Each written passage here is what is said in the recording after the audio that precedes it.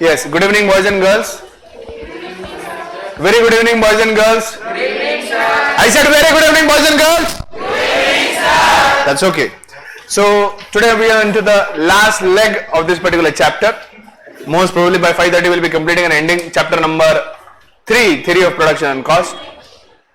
ये वाला चैप्टर भी अच्छा खासा वेटेज आपके फाइनल सीए फाउंडेशन के एग्जाम से रखता है, क्योंकि आप इस चैप्टर पे तकरीबन 12 मार्क के एमसीक्यू आराम से एक्सपेक्ट कर सकते हो। 12 से 14 मार्क यानी 12 to 14 मार्क्स के एमसीक्यूज आपको फाइनल एग्जाम में इसके ऊपर आ सकते हैं, जिसमें कॉस्ट के ऊपर आपको तकरीबन 6-7 एमसीक्यूज और प्रोडक्ट के ऊपर 6-7 एमसीक्यूज, ऐसे तकरीबन 12 to 14 मार्क्स के एमसीक्यूज आपको इस चैप्टर पे आएंगे। पहले वाले चैप्टर पे तकरीबन 20 मार्क के आ सकते हैं, 20 और ये 34, और बाकी बचे हुए 15-16 मार्क का मार्केट चैप्टर। जो 60 मार्क का पेपर है, उस 60 मार्क से 45 मार्क्स का पेपर इन 3 चैप्टर में से आता है, चैप्टर नंबर 2, 3 और 4। चैप्टर नंबर 1 और 5 को मिलकर 15 एमसीक्यूज आपको पूछे जा सकते हैं। एक 12 से 15 एमसीक्यूज आपको पूछे जा सकते हैं। अब हम theory of production and cost के लास्ट सेट ऑफ डिस्कशन में है। हम कल शुरू किए थे discussion on long run cost curve, long run average cost curve, LAC. LAC के बारे में कल हमने देखा कि किस तरह से लॉन्ग रन के अंदर एवरी फैक्टर इज वेरिएबल, और हर वेरिएबल फैक्टर को लेकर हम किस तरह से ये निर्णय लेते हैं कि एक प्लांट साइज से दूसरे प्लांट साइज पे कैसे जाना है, कब एडिशनल कैपिटल लाना है, कब एडिशनल लैंड लाना है। कल एक का डाउट था, किसने पूछा था सुबह डाउट? हर्षदा का डाउट था कि हमने बोला है कि लेबर ही कांस्टेंट होता है। I never said that only labour is constant in short run, so variable in long run, short run sorry. Short run के अंदर all the factors are fixed and one is variable. Normally it is labour बोला, हर बार fixed labour नहीं बोला मैं कभी। Did I से any time? You remember my words, you can look into the recordings also. I said in short run all the factors of production are fixed except one is variable. Normally labor is considered to be variable, but that doesn't mean that other factors cannot be variable in short run. समझ में आया? बात समझ में आई? Question clear है तुम्हारा? तब कल जो हमने सीखा था उसी के लाइन पे आज का डिस्कशन है, जो कि है long run average cost curve. अब हमें यह तो पता चल चुका है कि long run average cost curve से हमें यह पता चलेगा कि ऑप्टिमम प्लांट साइज क्या है। Long run average cost curve को अगर हम यूज करते हैं, we can easily understand what should be the optimum level of plant size, यानी प्लांट का साइज यानी स्केल ऑफ प्रोडक्शन कितना होना चाहिए, यह हमें भली बात ही समझा सकता है। कौन? तो LAC, long run average cost curve. तो long run average cost curve के मुताबिक क्या प्लांट साइज सेलेक्ट करना चाहिए, यह भी हमें यहां पर समझना है।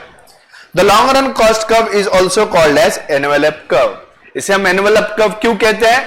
क्योंकि सभी शॉर्ट रन एवरेज कॉस्ट को वो अपने आप में संभाल लेता है।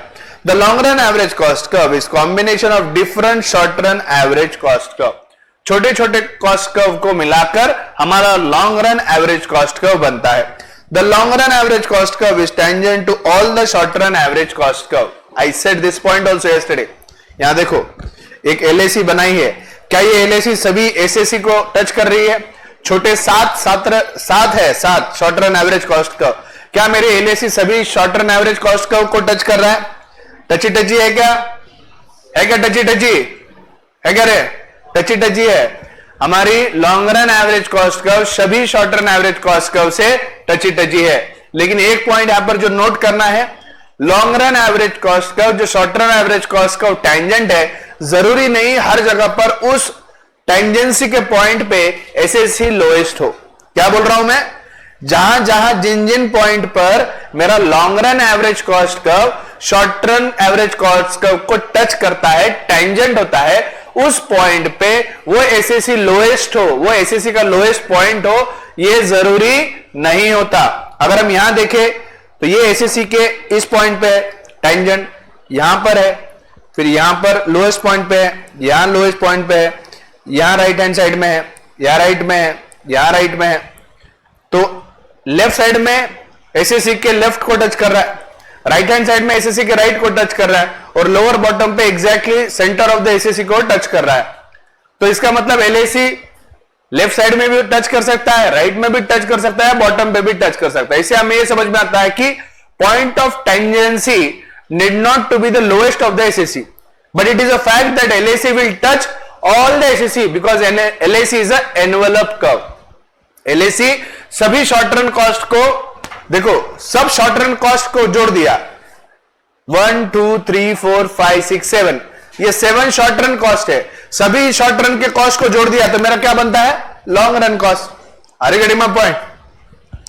क्योंकि एलएसी एक एनवेलप कर्व है, इसीलिए एलएसी कंपलसरीली सभी कर्व को, सभी short run average cost curve को टेंजेंट है, और पॉइंट ऑफ टेंजेंसी उस एसएससी कर्व का लोएस्ट हो ऐसा जरूरी नहीं है।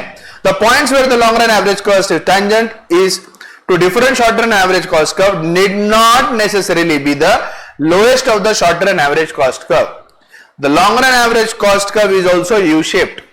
Long run average cost curve is also U-shaped. क्योंकि शुरुआत में जब हम प्लान शुरू करते हैं तो हम कौन से स्टेज में होते हैं, जब प्लांट का आउटपुट शुरू होता है, जीरो से शुरू करते हैं। शुरुआत में fixed factor of production adequate होता है, वेरिएबल फैक्टर की एफिशिएंसी बढ़ने लगती है, इसीलिए स्टेज 1 आता है शॉर्ट रन में, वो है लॉ ऑफ वेरिएबल प्रोपोर्शन, जहां स्टेज 1 में इंक्रीजिंग रिटर्न है, स्टेज 2 में डिमिनिशिंग रिटर्न है, फिर स्टेज 3 में डिक्रीजिंग रिटर्न है। तो उसके मुताबिक ही जब मैं स्टेज 1 में रहूंगा मेरा लॉन्ग रन में एवरेज कॉस्ट कम होता दिखेगा, जब मैं स्टेज 2 में रहेगा तो मेरा लॉन्ग रन एवरेज कॉस्ट बढ़ेगा लेकिन स्लोली बढ़ेगा। लेकिन अगर मैं स्टेज 3 में हूं, अगर मैं स्टेज 3 में हूं तो फिर मेरा कॉस्ट क्या होगा, बढ़ेगा। यस और नो? अगर हम इसे कोरिलेट करना है, लॉन्ग रन के लिए कौन सा देखा था हमने law of returns to scale, law of returns to scale याद आया? Law of returns to scale में भी 3 स्टेजेस है। पहला क्या है, कांस्टेंट रिटर्न, दूसरा क्या है, इंक्रीजिंग रिटर्न, और तीसरा क्या है, decreasing return. Left hand side में क्या है, लेफ्ट हैंड साइड में क्या है, increasing returns. Left hand side में एलएसी का कॉस्ट कम हो रहा है, कॉस्ट कम हो रहा है, आउटपुट ज्यादा बढ़ रहा है, तो वो क्या हुआ मेरा, इंक्रीजिंग रिटर्न्स टू स्केल। यानी सभी फैक्टर्स ऑफ प्रोडक्शन को अगर मैं बढ़ाऊंगा तो उसमें से निकल रहा आउटपुट भी फास्ट स्पीड से बढ़ेगा। लोअर पॉइंट पे पी पे अगर मैं आता हूं तो ये क्या है, कांस्टेंट रिटर्न टू स्केल। यानी जो फैक्टर्स को मैं, सभी फैक्टर्स को अगर चेंज कर रहा हूं तो लॉन्ग रन के अंदर वो मुझे कांस्टेंट रिटर्न देगा। अगर मैं राइट हैंड साइड पे एलएसी की तो लॉ ऑफ डिक्रीजिंग रिटर्न्स, क्योंकि राइट हैंड साइड की तरफ जब हम जाते हैं डिक्रीजिंग रिटर्न में हम ये देखते हैं कि इनपुट ज्यादा स्पीड से बढ़ रहा है, आउटपुट उतने फास्ट स्पीड से नहीं बढ़ रहा। यानी इनपुट बढ़ रहा है मतलब कॉस्ट बढ़ रहा है, लेकिन आउटपुट उतना नहीं बढ़ रहा, तो इसमें प्रॉफिट होगा या नुकसान होगा, नुकसान। और राइट हैंड साइड में कॉस्ट बढ़ते हैं, लेफ्ट हैंड साइड में कॉस्ट डिक्रीज होते हैं, चाहे वो शॉर्ट रन एवरेज कॉस्ट का हो, चाहे वो लॉन्ग रन एवरेज कॉस्ट का हो। I'm in the love with the shape of U. दोनों का शेप कैसा है, U शेप। दोनों का शेप कैसा है, U शेप। दोनों का शेप कैसा है, U शेप। लेफ्ट साइड में कॉस्ट डिक्रीजिंग है, राइट हैंड साइड में कॉस्ट इंक्रीजिंग है। सेंटर लोएस्ट पॉइंट पे कॉस्ट मिनिमम है, सेंटर पॉइंट पे कॉस्ट मिनिमम है, हाँ या ना, यस और नो, यस और नो। चलो now why is the long run average cost curve U shape? मैंने कहा जब इंक्रीजिंग रिटर्न्स टू स्केल रहेगा तो एलएसी डाउनवर्ड स्लोपिंग रहेगी, जब डिक्रीजिंग रिटर्न्स टू स्केल रहेगा तब एलएसी अपवर्ड मूव करेगी, और जब कांस्टेंट रिटर्न टू रहेगा तो एलएसी का लोएस्ट पॉइंट होगा। जब फर्स्ट स्केल में है, law of returns to scale के हिसाब से जब हम इंक्रीजिंग रिटर्न में है तो कॉस्ट डिक्लाइनिंग है तो एलएसी नीचे आते हुए दिखती है, बरोबर। जब कांस्टेंट पे रहेगी तो उसका लोएस्ट आएगा, और जब डिक्रीजिंग रिटर्न रहेगा law of returns to scale के मुताबिक तो एलएसी ऊपर चढ़ती हुई दिखाई देगी, क्योंकि डिक्रीजिंग रिटर्न में कॉस्ट बढ़ते जाता है, लॉन्ग रन कॉस्ट बढ़ते जाता है। Are you getting my point? इसीलिए law of returns to scale के मुताबिक एलएसी भी कैसा है, यू शेप्ड। एलएसी भी कैसा है, यू शेप्ड। उसी हिसाब से एवरेज टोटल कॉस्ट वो किसके मुताबिक है, लॉ ऑफ वेरिएबल प्रोपोर्शन के मुताबिक। शुरुआत में आउटपुट बढ़ता है फर्स्ट स्टेज में तो कॉस्ट डिक्लाइन हो रहा है, फिर बाद में वो कांस्टेंट होता है डिमिनिशिंग में, और फिर उसके बाद वो डिक्लाइनिंग होने लगता है स्टेज 3 में। तो इसीलिए एवरेज टोटल कॉस्ट कर्व भी कैसी है, U shape. Average total cost curve is U-shaped due to law of variable proportion. LAC is U-shaped due to law of return to scale.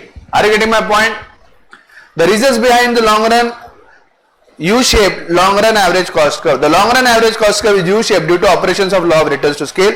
There are three returns to scale. Constant return.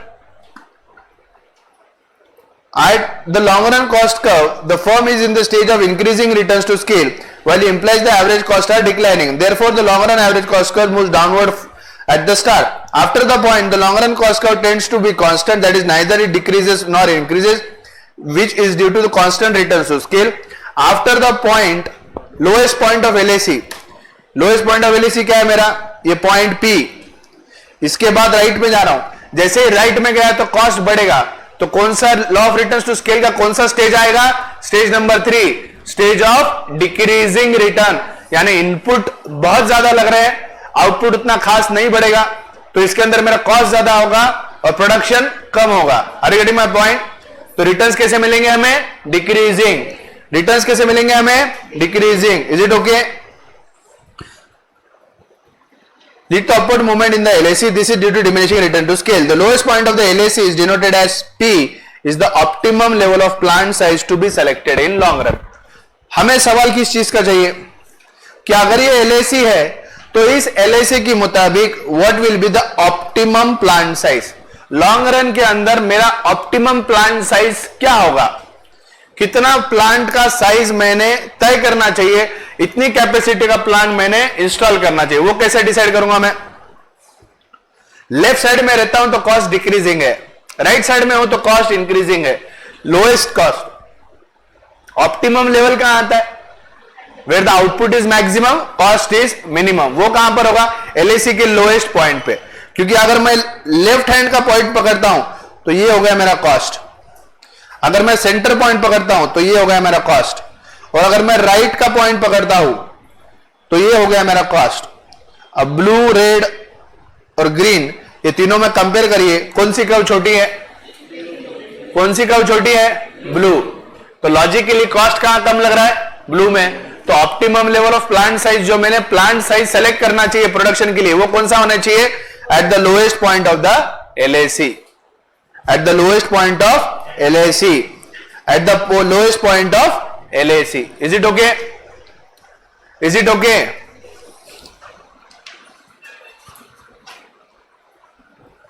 देखो relationship कैसे हम correlate करते, कई module में दिया नहीं है, ये लॉजिक तो मैं समझा रहा हूं.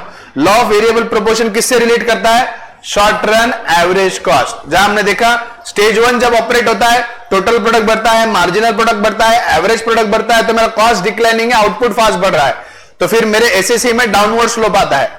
Short run average total cost downward move होता है, लेकिन एक बात के बाद वो कांस्टेंट हो जाता है डिमिनिशिंग के बाद. फिर बाद में मेरा थर्ड स्टेज ऑपरेट होता है जो है नेगेटिव रिटर्न्स. नेगेटिव रिटर्न्स में MP is falling, AP is falling, TP is also falling, यानी कॉस्ट ज्यादा लग रहा है लेकिन आउटपुट कम है. कॉस्ट ज्यादा लग रहा है लेकिन आउटपुट कम है, तो इस हिसाब से मेरा SAC कैसा हो रहा है? फिर अपवर्ड मूविंग हो रहा है. तो मेरा SAC का यू शेप किसके वजह से है? Law of variable proportion. LAC का यू शेप किसकी वजह से है? Law of return to scale. Left hand side में क्या है? Stage of increasing return. Right hand में साइड क्या है? Stage of decreasing return. Lower bottom पे क्या है? Stage of constant return. और जहां स्टेज ऑफ कांस्टेंट रिटर्न रहेगा यानी lowest point of LAC, that is the optimum plant size that we need to select. तो इतनी कैपेसिटी मेरे प्लांट के लिए एडिक्वेट होगी. वो कितनी है? OQ size of production. इतना प्लांट साइज यानी OQ क्वांटिटी निकाल सकता हूं प्रोडक्शन की, इतना प्लांट साइज मैंने सेलेक्ट करना चाहिए. ये plant size optimum plant size होगा, क्योंकि इस प्लांट साइज के साथ मैं जो आउटपुट निकालूंगा वो मैक्सिमम होगा और उसके ऊपर जो कॉस्ट मैं इनकर करूंगा वो लोएस्ट होगा. तो इससे मेरा प्रॉफिट मैक्सिमम होगा. Are you getting my point? Are you getting my point? So here we end the discussion on long run average cost curve. Moving to the final point, economies and diseconomies of scale. Understand the point. Economics को हम समझ सकते हैं by as, you can refer it as advantages. You can refer it as advantages. Diseconomy को you can refer it as disadvantages. Economies यानी advantages, डिसइकोनॉमीज यानी disadvantages, advantages and disadvantages of scale. Scale का मतलब क्या है? Level of output. स्केल का मतलब क्या है बेटा? Level of output. स्केल का मतलब क्या है? Level of output. Level of output के मुताबिक क्या एडवांटेजेस क्या डिसएडवांटेजेस है, यानी मैं अगर मेरे बिजनेस में लेवल ऑफ प्रोडक्शन को बढ़ाता हूं या कम करता हूं तो उससे मुझे क्या एडवांटेजेस मिल सकते हैं और क्या डिसएडवांटेजेस मिल सकते हैं। अब ये पूरा थ्योरी है, ये पूरा थ्योरी है। इकोनॉमीज यानी एडवांटेजेस, स्केल ऑफ प्रोडक्शन में बदलाव लाने की वजह से बिजनेस को क्या एडवांटेजेस मिल सकते हैं, ये स्केल ऑफ प्रोडक्शन को बदलने की वजह से क्या डिसएडवांटेजेस हो सकते हैं, ये अभी हमें समझना है इन economies of scale and diseconomies of scale. Level of production को बदलने की वजह से जो एडवांटेजेस बिजनेस में आते हैं वो क्या है? Economies of scale. Level of production में बदलाव लाने की वजह से जो डिसएडवांटेजेस बिजनेस में आ रहे हैं उसे हम कहते हैं डिसइकोनॉमीज ऑफ स्केल। अभी ओके? अभी okay? Now the economies and diseconomies of the production scale, internal economies, diseconomies, external economies and diseconomies. Now these economies and diseconomies, these advantages and disadvantages can be due to two factors. Does our business operate in vacuum? Does our business operate in vacuum? No, our business does not operate in vacuum. Our business operates in an environment. Our business operates in an environment. That environment is either internal environment or external environment. That environment is either internal environment or external environment. Is it okay? That environment is either internal environment or external environment. Internal environment में कौन आता है? Company का management, company के employees, right? Company का management, company के employees, company के owners, right? Equity share holders, फिर कंपनी के डायरेक्टर्स, कंपनी का सेक्रेटरी, कंपनी के की मैनेजर पर्सन, कंपनी के एम्प्लॉयज, ये कंपनी का इंटरनल पार्ट है ना? एक्सटर्नल में क्या आता है? Government, then competitors, then suppliers, then creditors, debtors. These all are external to the environment. Being external to the environment, do they have impact on our business? क्या business पे government के decisions का impact होता है क्या? क्या हमारे competitor उसकी स्ट्रैटेजी में अगर कोई बदलाव करता है तो क्या उसका इंपैक्ट हमारे बिजनेस पे होता है? क्या अगर सप्लायर अपने प्राइसिंग बदलेगा तो क्या उसका इंपैक्ट हमारे बिजनेस पे होगा? होगा या नहीं होगा? तो अभी वो समझना है कि इंटरनल और एक्सटर्नल एनवायरमेंट में किस तरह के एडवांटेजेस और डिसएडवांटेजेस स्केल ऑफ प्रोडक्शन की वजह से आते हैं, या change in scale of production की वजह से आते हैं। लेवल ऑफ आउटपुट को अगर मैं बदल देता हूं, इफ आई इंक्रीज और decrease the level of output, उसके वजह से क्या इकोनॉमीज या डिसइकोनॉमीज मेरे बिजनेस के इंटरनल एनवायरमेंट में आ सकते हैं और मेरे बिजनेस के एक्सटर्नल एनवायरमेंट में आ सकते हैं। सबसे पहले हम बात करेंगे internal economies and diseconomies. Internal economies और डिसइकोनॉमीज में है, पहला है technical economies and diseconomies. Technical economies and diseconomies, पहला पॉइंट क्या है? Technical economies and diseconomies. अगर मुझे लेवल ऑफ आउटपुट बदलना है, अगर मुझे लेवल ऑफ आउटपुट बदलना है तो टेक्निकली मुझे जो टेक्निक ऑफ प्रोडक्शन है वो ज्यादा कैपिटल इंटेंसिव करना होगा या लेबर इंटेंसिव करना होगा? कैपिटल इंटेंसिव, यानी ज्यादा मशीन और ज्यादा ऑटोमेटिक करना होगा। तो ज्यादा मशीन और ज्यादा ऑटोमेटिक करूंगा तो इससे मेरा प्रोडक्शन बढ़ेगा। क्या इससे मेरा प्रोडक्शन बढ़ेगा? प्रोडक्शन तो बढ़ेगा। क्या इसमें मेरा कॉस्ट मिनिमम होगा? है ना? होगा ना? अगर मेरा प्रोडक्शन देखो, जैसे मैंने एग्जांपल दिया कि बजाज के मशीन लाइन में, असेंबली लाइन में पूरा लेबर काम करता था, तो एक दिन में मैक्सिमम वो 2-3 गाड़ियां बनाता है। अब पूरा रोबोट बना रहा है तो एक ही दिन में 100 गाड़ियां बन रही है। तो टेक्नोलॉजी के वजह से, टेक्निकल इकोनॉमीज के वजह से क्या बिजनेस में इंक्रीज इन प्रोडक्शन का एडवांटेज हम ले पा रहे हैं? हाँ या ना? यस और नो? अब इसका डिसइकोनॉमीज क्या है? एडवांटेज क्या है कि अगर हम टेक्नोलॉजी को एडेप्ट करते हैं और लेवल ऑफ आउटपुट को बदलते हैं किसके हिसाब से? टेक्नोलॉजी के हिसाब से। तो इसमें मेरी प्रोडक्टिविटी बढ़ेगी, इसमें मेरा प्रोडक्शन बढ़ेगा, इसमें मेरा कॉस्ट ऑफ प्रोडक्शन भी कम होगा, इसमें मेरा कॉस्ट ऑफ प्रोडक्शन भी कम होगा। लेकिन इसके कुछ डिसएडवांटेजेस भी है। क्या डिसएडवांटेजेस है?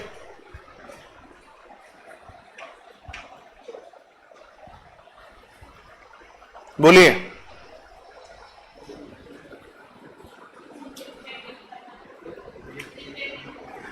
हाँ, तो लेबर का अपने से क्या लेना देना? अपन बिजनेस है, अपन भावनाओं से नहीं चलते, अपने को अपने पैसे से मतलब है।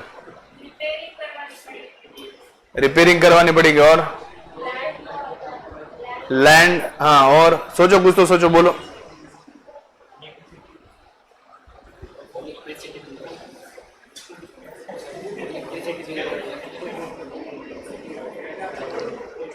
देखो, अल्टीमेटली हर एक बिजनेस के पास लिमिटेड रिसोर्सेस है। फैक्ट्री के पास 5 एकड़ जमीन है, तो 5 एकड़ जमीन में जितनी मशीनरी बैठ सकती उतनी बैठा सकते। उससे ज्यादा की मैं मशीन लाने की कोशिश करूंगा तो उसके लिए मुझे वापस से एडिशनल लैंड लगेगी, एडिशनल कैपिटल लगेगा। अनडाउटेडली रोबोटिक टेक्नोलॉजी लगाकर मैं मेरा प्रोडक्शन बढ़ा सकता हूं, कॉस्ट को मिनिमम कर सकता हूं। लेकिन यह करने के लिए जो रोबोटिक टेक्नोलॉजी ला ली है, क्या वो सस्ती है? उसके लिए कैपिटल कितना लगेगा? कैपिटल कितना लगेगा? ह्यूज लगेगा। उसमें कैपिटल क्या लगेगा?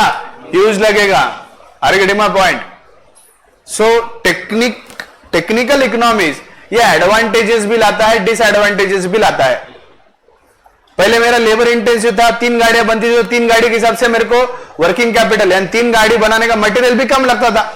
अब रोबोट 100 गाड़ियां बना रहे तो मेरे को 100 गाड़ियों के लिए जो रॉ मटेरियल लगता है उतने का प्रोविजन करना पड़ेगा। तो मेरी कैपिटल रिक्वायरमेंट भले ही वो फिक्स कैपिटल हो या वर्किंग कैपिटल हो, क्या मेरी कैपिटल रिक्वायरमेंट बिजनेस में बढ़ जाएगी? क्या बिजनेस में जब आपके पास लिमिटेड कैपिटल रिसोर्सेस है तो वापस से ज्यादा ह्यूज कैपिटल रिक्वायरमेंट फुलफिल करना एक आसान काम है? आसान काम है क्या? नहीं। सो अनडाउटेडली जब हम टेक्निकल इकोनॉमीज की बात कर रहे हैं, टेक्नोलॉजी अपग्रेड अगर करोगे तो उससे लेवल ऑफ प्रोडक्शन में बदलाव देखा जा सकता है, कॉस्ट ऑफ प्रोडक्शन कम होता है, ये उसका एडवांटेज है। लेकिन डिसएडवांटेज भी ये है कि technical economies don't come for a low cost, they will cost you a big amount as compare to the labour. As compare to the labour, labour के मुकाबले जो ऑटोमेटिक वाला रोबोटिक प्रोडक्शन है उसके लिए आपको करोड़ों रुपए गिनने पड़ेंगे। Are you getting my point? इसे हम कहेंगे डिसएडवांटेजेस ऑफ टेक्निकल इकोनॉमिक्स और technical dis economics, right? Next, managerial economics and dis economics of scale. अब मैनेजर कौन है? इंटरनल पार्ट है, किसका? बिजनेस का। अगर हम बात करें मैनेजरियल इकोनॉमिक्स की, managerial economics specifically talk about the reduction in the cost of managers and all. अगर मैं लेवल ऑफ आउटपुट बढ़ा रहा हूं, मेरा प्रोडक्शन बढ़ा रहा हूं, मेरी कैपेसिटी बढ़ा रहा हूं, सब चीजें ऑटोमेटिक कर रहा हूं, तो मैनेजमेंट करने के लिए लोगों की संख्या मुझे ज्यादा लगेगी या कम लगेगी? कम लगेगी ना। हर चीज अगर ऑटोमेटिक की तरफ जा रही है तो मैनेजरियल रिक्वायरमेंट ज्यादा होगी या कम होगी? ज्यादा होगी या कम होगी? तो मेरा मैनेजरियल कॉस्ट बढ़ेगा या कम होगा? कम होगा ना। तो इकोनॉमीज ऑफ स्केल के अंदर हम देखते हैं जब कभी भी लेवल ऑफ आउटपुट में ऐसा बढ़ाव, पूरे तकनीकी में अगर हम ऐसा बदलाव लेते हैं और लेवल ऑफ प्रोडक्ट बढ़ाते हैं तो नॉर्मली हम ये देखते हैं कि मैनेजरियल कॉस्ट कम होने लगता है। जैसे बिजनेस एक्सपांड होने लगता है, जैसे बिजनेस एक्सपांड होने लगता है, there is decentralization of decision. Economies एक और है। अब जैसे रिलायंस था, रिलायंस जब अकेले धीरूभाई चलाते थे तो होलसेल अथॉरिटी से वो काम करते थे, तो एक अकेले व्यक्ति के मुताबिक कंपनी चलती थी। अब क्या रिलायंस छोटा बिजनेस है क्या? Do you think Mukesh Ambani even has time to decide what will be the Jio plans? Jio के जो प्लान तुम्हें मिलते हैं वो क्या मुकेश अंबानी घर बैठ के अपने बेटे के साथ डिस्कस करता होगा क्या? इतना टाइम भी है क्या उसके पास? इतना टाइम भी है क्या? So decision making scale of output बनने की वजह से सेंट्रलाइज हुए या डिसेंट्रलाइज हुए? डिसेंट्रलाइज्ड हुए। जैसे जियो के लिए अलग मैनेजर है, रिलायंस इंडस्ट्री का अलग मैनेजर है, हर सेक्टर वाइज उसका अलग अलग व्यक्ति है जो मैनेजरियल डिसीजंस लेता है। तो इसमें हम एडवांटेज ये देखते हैं कि अच्छा मैनेजरियल मैनेजमेंट बढ़कर आ रहा है, निखर कर आ रहा है, जिससे डिसेंट्रलाइजेशन ऑफ डिसीजन हो रहा है, जिससे कामकाज क्विक होता जा रहा है। हर चीज के लिए अगर तुम मुकेश अंबानी को बॉदर करोगे, क्या रिलायंस कंपनी इतनी स्पीड से चल पाएगी जैसे आज चल रही है? क्योंकि अल्टीमेटली एक व्यक्ति कितना काम कर सकता है उसकी भी कोई लिमिटेशन है। तो मैनेजरियल इकोनॉमीज ऐसे मिल सकती है हमें कि डिसेंट्रलाइजेशन होगा हमारा। इसका डिस इकोनॉमीज क्या है? जिस व्यक्ति को पावर दिया है उसका गलत फायदा भी ले सकता है। तो इस हिसाब से हमारे बिजनेस में क्या हो सकती है? मैनेजरियल की डिस इकोनॉमीज हो सकती है। Next, commercial economies and dis economies. Commercial economies और डिस इकोनॉमीज की हम बात कर रहे हैं। अगर हम लेवल ऑफ आउटपुट बढ़ाते हैं, ऐसे खाओ कुछ फर्क नहीं पड़ता।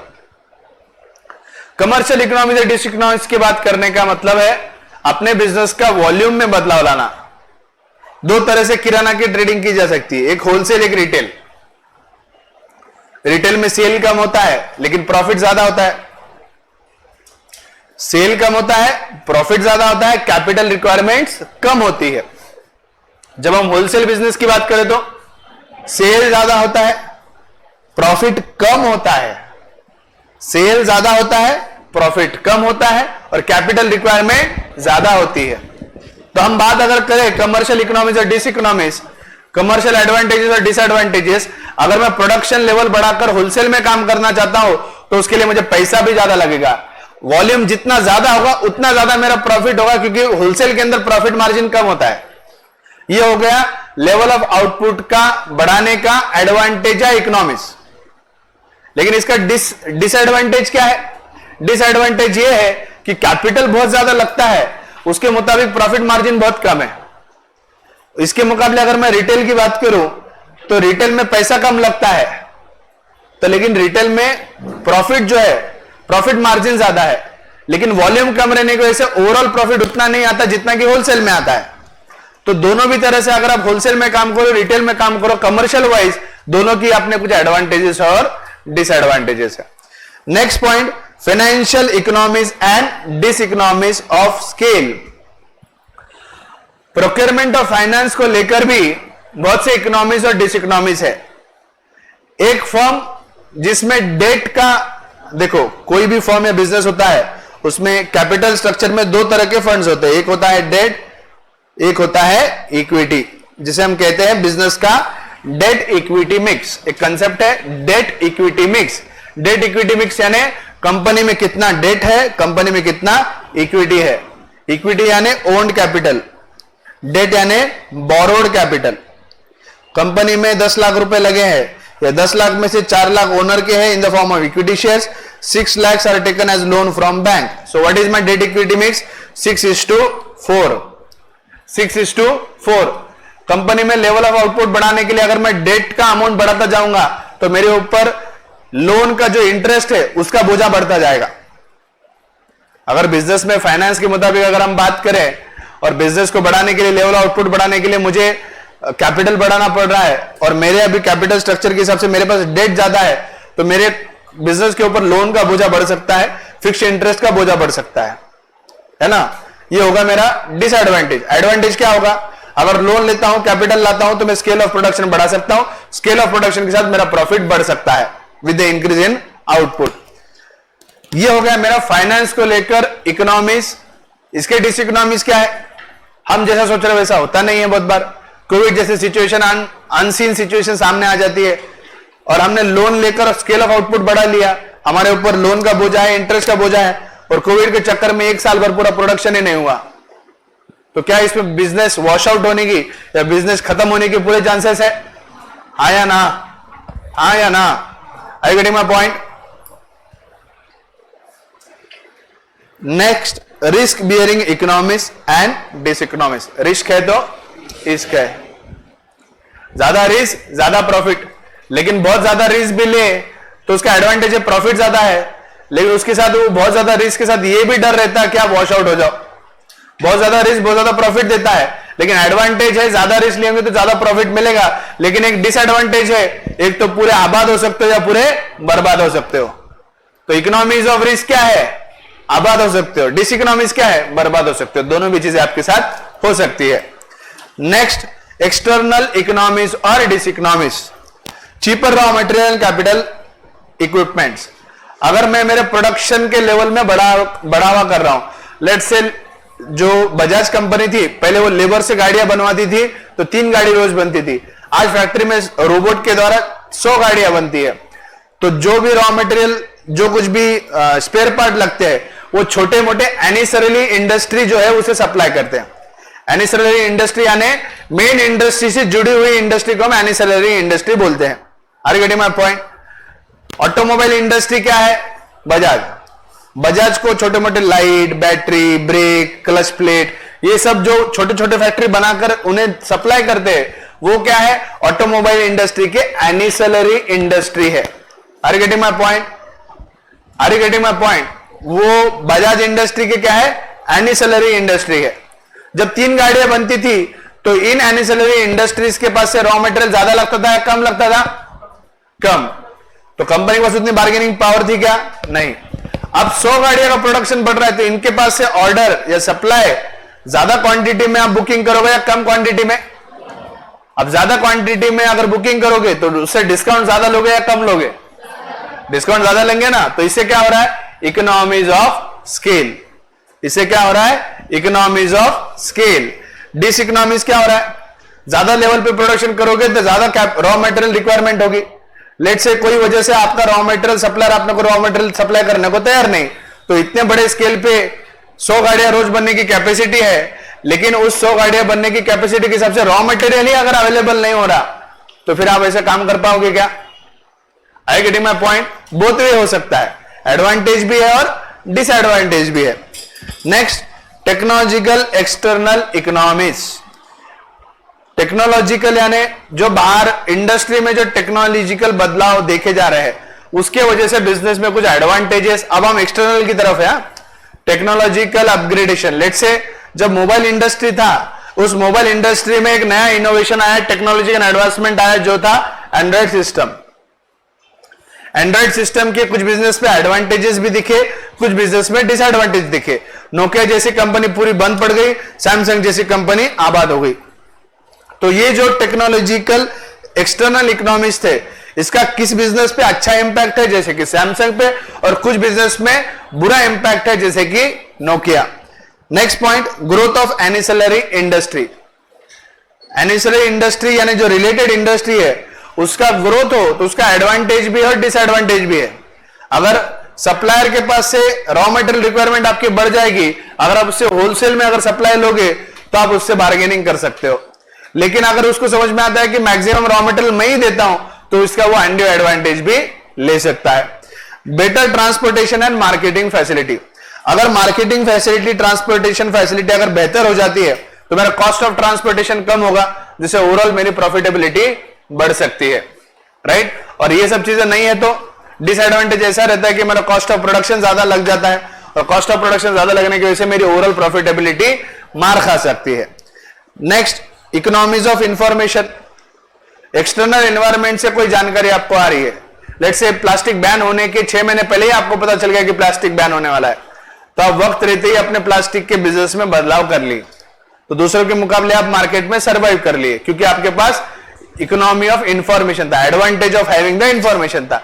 यही जानकारी अगर आपके पास नहीं होती तो 6 महीने के बाद जब सरकार बंद करती तो आप लास्ट मोमेंट में परेशान हो जाते कि अब करना क्या, इस सिचुएशन से बाहर निकलना कैसा।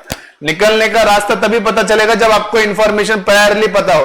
अगर इंफॉर्मेशन प्रायरली पता नहीं है तो वो डिसएडवांटेज ला सकती है। Last point, development of skill. जब लेवल ऑफ आउटपुट में बदलाव देखा जाता है तो उसमें स्किल में भी डेवलपमेंट होती है। स्किल में डेवलपमेंट होती है तो स्किल लेबर जितना ज्यादा स्किल्ड होता है उतने ज्यादा वेजेस भी मांगता है, तो ये एडवांटेज भी है और डिसएडवांटेजेस भी है। So these are all internal economies and dis economies which arise due to change in the scale of the production of the individual companies. Is it okay? Is it okay? हाँ, financial economies and dis economies. अब देखो, छोटा business रहता है, छोटे business को bank से loan भी कितना छोटा लगता है, बड़ा लगता है, छोटा। छोटे बिजनेस छोटे लेवल पे काम करते हैं, रिलायंस जैसे बड़े बिजनेस बड़े लेवल पे काम करते हैं। बड़े लेवल पे रिलायंस काम करता है, उसका लोन भी बड़ा रहता है, उसके पास से जो बैंक को इनकम मिल रहा है वो भी बड़ा है, लोन ऑन इंटरेस्ट। तुम्हारा बिजनेस छोटा है, तुमने 10 लाख का लोन लिया है, 10 लाख के ऊपर 10% इंटरेस्ट, तुम इनकम कितनी दे रहे हो बैंक को? 1 लाख की। रिलायंस का लोन कितने का है? 1 लाख करोड़ का। 1 लाख करोड़ के ऊपर 10%, 1 लाख करोड़ के ऊपर 1 लाख के ऊपर 10% कितना हुआ? 10,000। 10,000 करोड़ रुपए का इंटरेस्ट उससे मिल रहा है। तो फाइनेंस या फिर कैपिटल कम कॉस्ट पे किसे मिलेगा? तुम्हें या रिलायंस को? बैंक कम लोन पे किसे लोन देगी? इसे देगी या रिलायंस को देगी? क्योंकि उसकी लोन रिक्वायरमेंट ज्यादा है। तो फाइनेंशियल इकोनॉमिक्स किसे मिल रही है? तुम्हें या रिलायंस को? किसको मिल रही है? रिलायंस को। ये हो गया इकोनॉमिक्स। अब डिस इकोनॉमिक्स कैसे हो सकती है? तुम्हारा बिजनेस छोटा है, तुम्हारे लोन रकम भी छोटी है, कल को कुछ कम ज्यादा हुआ, तुम कहीं से भी ना लुआ के 10-1 लाख निपटा सकते, लेकिन ये 1 लाख करोड़ रुपए कहां से निपटाएंगे? ये पूरे ही निपट जाते। तो ऐसे इकोनॉमिक्स और डिस इकोनॉमिक्स है। Yes, any other doubt? Any other doubt? Any other doubt? Any other doubt? So I finally complete chapter number 3, that is theory of production and cost. ताले बजा सकते हैं इसे मेरे लिए?